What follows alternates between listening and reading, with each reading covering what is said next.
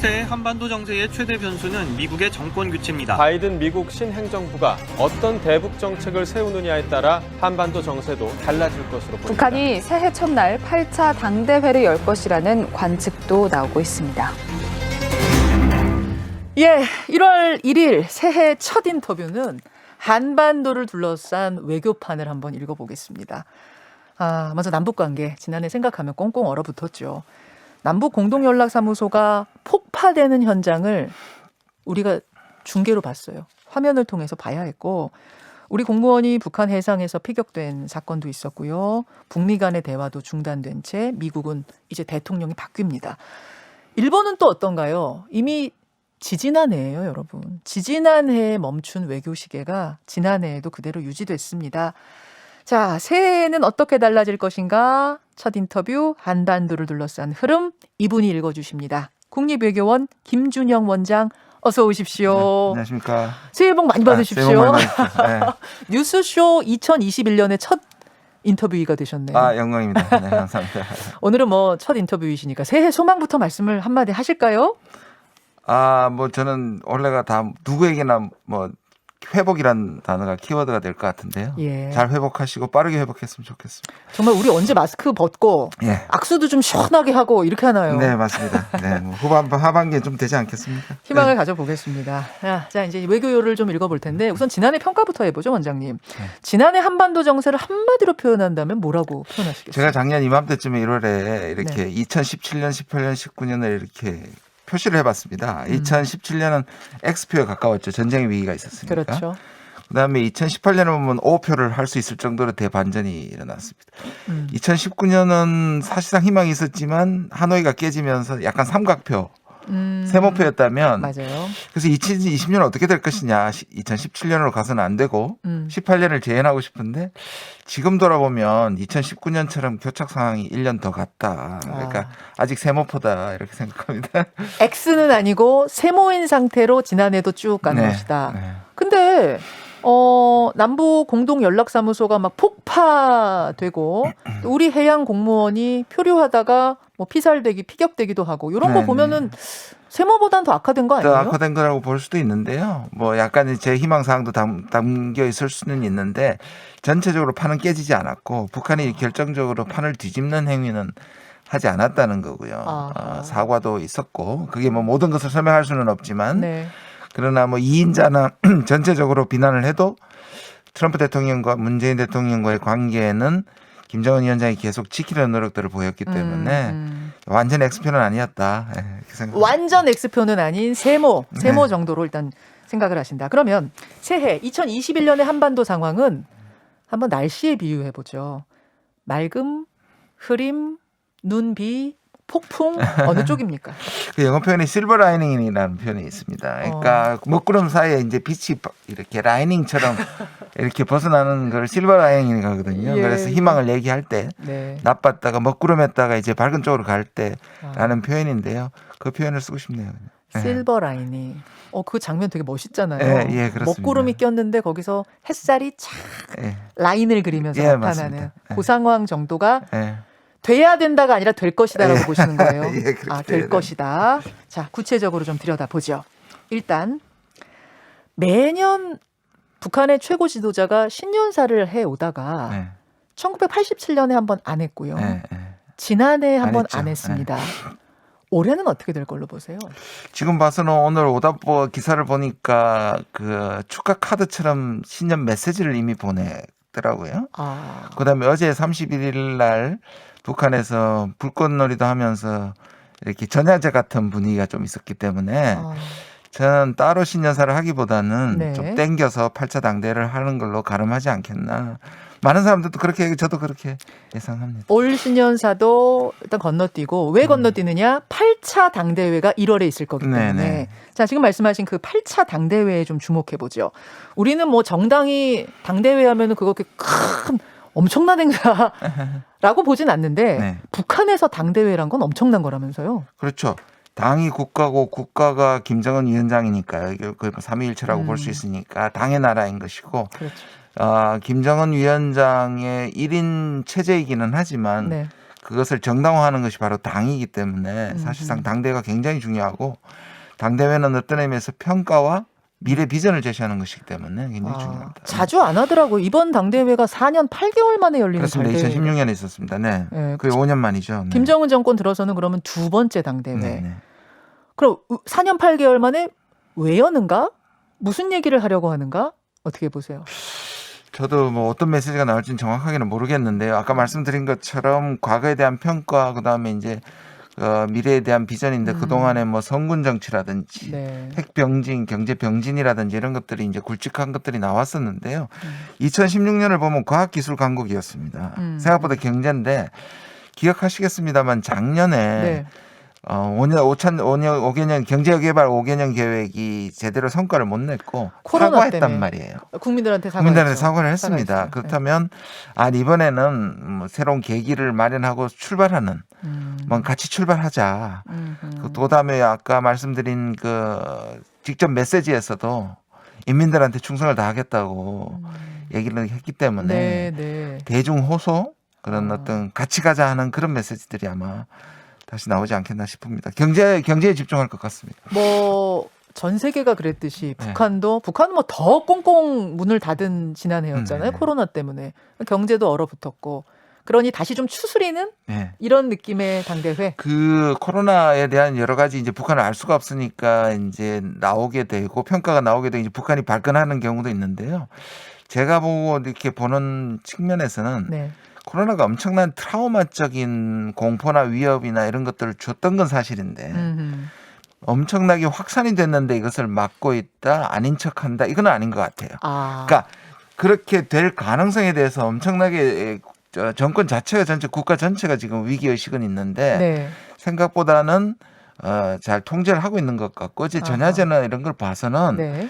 오히려 그 부분에 대해서들 잘 극복했다라는 메시지가 나올 수도 있다 저는 그렇게 생각합니다. 제가 어제 그 전야제 불꽃놀이를 못 봤는데 그 장면이 어땠어요? 저도 뭐 잠깐 장면들 몇 가지 컷만 봤는데요. 컷만 보셨어요. 예. 그러면 우리는 사실은 조용히 보내라. 해돋이도 보지 말아라. 어제 보신각을 네, 제야의 정도 온라인에서 하고 뭐 이랬는데 북한은 오히려 네. 불꽃놀이 하면서 네. 우리 잘 극복했다라는 걸 보여주고 싶었다. 보여줄 가능성도 있다고 저는 생각하고요. 당대회도 완전히 확산된 건 아니다. 나름대로 위기감 속에서 잘 견뎌왔다 이렇게 봅니다.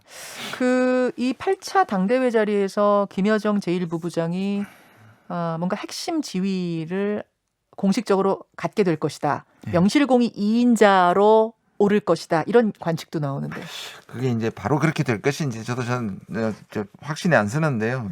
그동안은 사실상의 2인자였지만 2인자에 해당하는 지위는 없었단 말이에요. 물론 이제 정치국 후보위원까지는 갔습니다만 실제로 직위가 없었다면 글쎄요, 뭐 아주 파격적일 경우에는 부위원장이나 제 생각에 정치국 후보위원까지 가는 거는 거의 기정사실화된 것 같고요. 후보가 아니라 이제 정의원요. 지금은 이제 후보위원이니까. 예. 그다음에 아예 상무위원까지 갈 것이냐 또는 아예 2인자에는 부위원장, 위원장이 이제 김정은 그럼 순서가 위원장이니까. 후보위원, 정의원, 상무위원, 부위원 이렇게 되는 거예요? 부위원장이요. 부위원장. 예. 그 중에 어느 가지가 제일 될지는 잘 모르겠습니다 지금.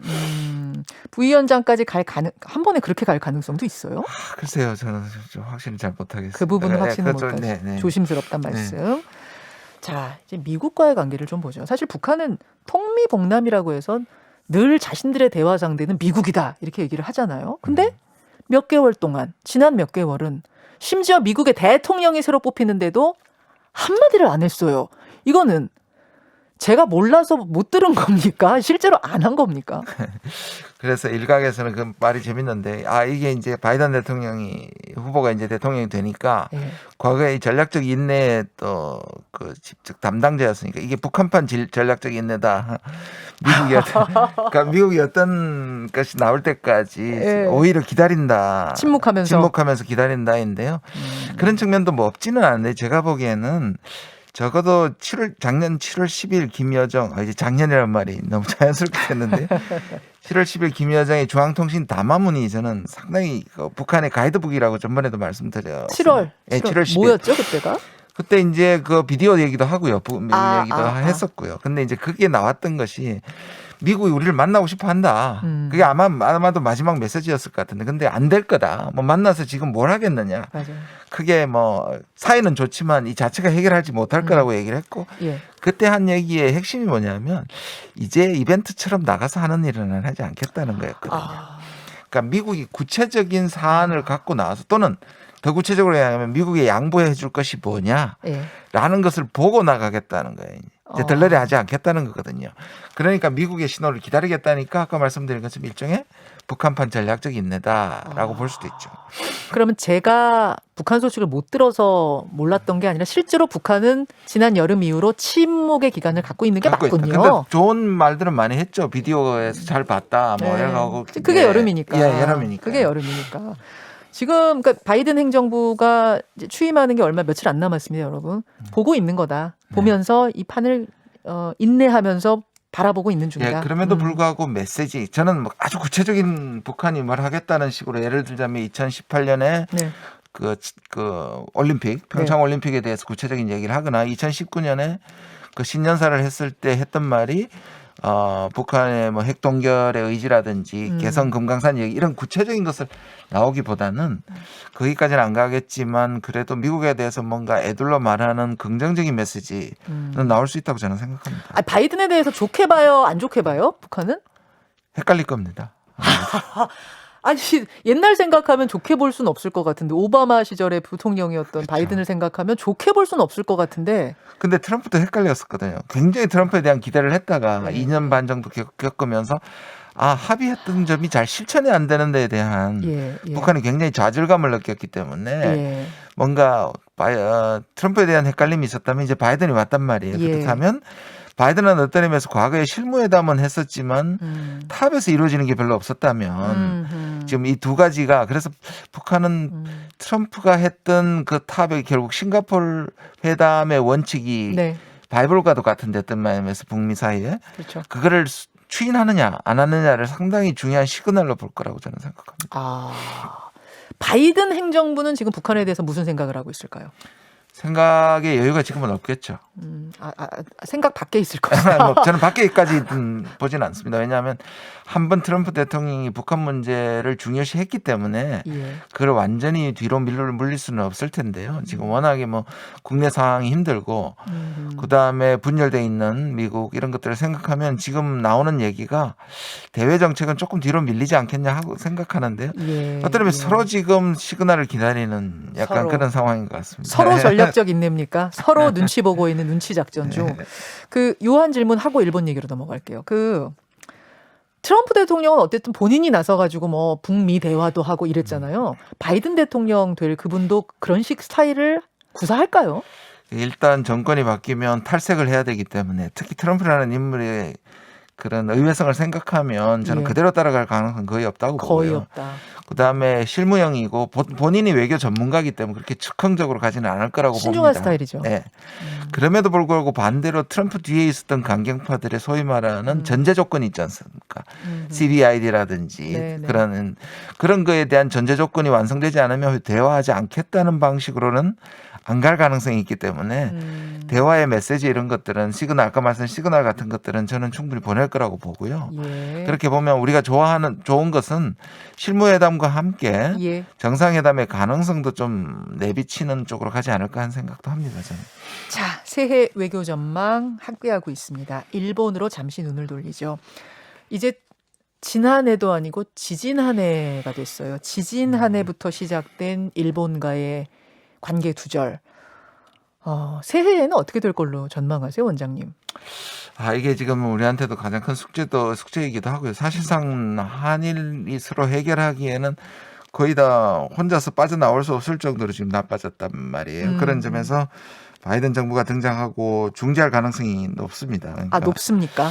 왜냐하면 트럼프 대통령은 일방적으로 그냥 1대1로만 양자적으로만 접근했습니다. 중국도 그렇고 한국도 그렇고 일본도 그랬고요.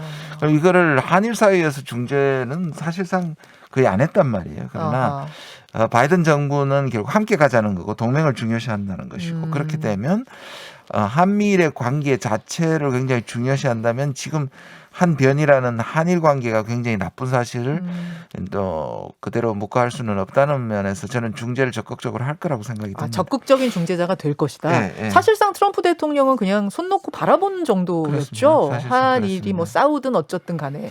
우리 국민들 중에 그런 분도 계세요. 아니 일본하고 관계가 단절돼도 불편한 거 하나도 없던데 오히려 우리 경제는 뭐 일본이 수출 끊어도 잘 되던데 이런 분도 계시는데 실제로는 어땠습니까? 뭐 저 경제 전문가는 아닙니다만 예상했던 것보다는 우리가 잘 헤쳐나가고 있는 것은 사실이지만 그럼에도 불구하고 여러 가지 지금 동북아의 상황이나 경제 상황을 생각하면 일본과의 관계 회복은 쪽으로는 가야 된다고 생각합니다. 단 그렇죠. 그동안의 일본의 그 행보처럼 우리가 완전히 굴복한 상황에서만 회담을 하겠다는 자세는 우리가 받아들일 수 없었거든요. 그래서 어떤 안이든 일단 고위급 회담을 해서 얘기하자. 이게 지금 일본이 거부해왔는데 미국의 중재가 들어오면 달라질 거예요. 회담에 나올 가능성이 많았기 때문에 그 부분은 긍정적입니다. 근데 이제 문제는 그 지금의 이제 사실상 일본이 지금 바이든 정부의 당선을 좋아했던 이유 중에 하나가 커넥션이 많거든요. 오바마 때부터 일본과 커넥션이 많으니까. 그렇죠. 그리고 오바마 정부 때 미일 관계가 거의 밀월 관계였거든요. 그래서 혹시라도 중재는 좋은데 일본에 유리한 중재가 들어오지 중재가 않을까. 될 가능성에 대한 우려와 대비는 좀 해야 될 것 같습니다. 그렇군요. 우리도 저 대사가 바뀌지 않습니까? 정말 일본을 잘하는 일본 통인 강창일 의원으로 바뀌기 때문에 그리고 바이든 뭐 강창일 대사 이런 식으로 중재를 적절하게 해나간다면 요 뭔가도 좋은 저는 쪽으로. 우리 계기를 살려 하긴 합니다. 알겠습니다. 날씨로 따지자면 그러면은 어떻게 이쪽은 어떻게 보세요? 미국보다 다른 쪽보다는 조금 더 천천히 갈 거라는 생각은 듭니다. 실버 라이닝은 아니에요. 여기는 아직 거기까지는 아니에요. 실버 라이닝이라고 해두죠. 뭐. 자, 새해 첫날 첫 인터뷰는 국립외교원 김준형 원장과 함께 우리를 둘러싼 한반도를 둘러싼 외교판을 한번 읽어봤습니다. 외교를 둘러싼 아까 소망은 희망이라고 말씀을 하셨고 개인적인 소망은 어떤 거? 저도 그렇습니다. 소망입니다. 근데 올해는요 어떤 분을 잡고 새해 소망을 여쭤봐도 다 같은 얘기를 하세요. 그렇습니다. 코로나 물리치고 마스크 벗고 얘기할 수 있는 그런 한 해가 됐으면 좋겠다. 저도 똑같은 소망을 여러분 앞에서 말씀드리면서 김준형 원장님 새해 첫날 이른 시각에 함께해 주신 것 다시 한번 감사드립니다. 고맙습니다. 감사합니다. 건강하십시오. 국립외교원 김준형 원장이었습니다.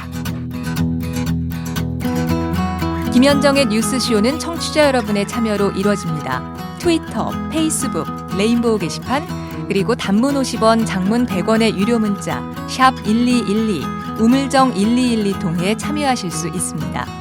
김현정의 뉴스쇼, 여러분과 함께 만듭니다.